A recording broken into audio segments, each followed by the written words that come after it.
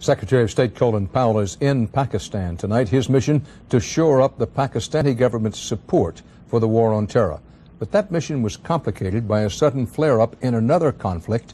After a 10-month ceasefire, Indian artillery opened fire on Pakistani outposts along their disputed border in Muslim-majority Kashmir. And elsewhere in Pakistan today, Muslim militants staged a general strike and battled security forces in some places in a new round of anti-American protests. And Pakistan is not the only Muslim country hit by protests against the U.S. bombing in Afghanistan. Indonesia, with more Muslims than any other country, has seen almost daily clashes between protesters and police. Today, hundreds of militants, joined by university students, took on security forces outside the parliament in Jakarta.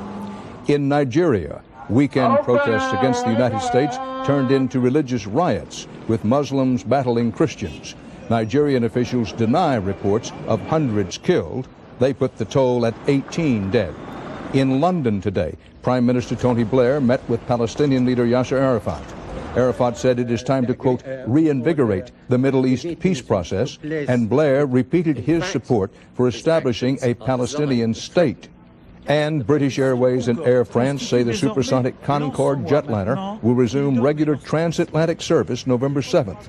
The planes have had safety overhauls in the 15 months since a crash near Paris killed 109 people.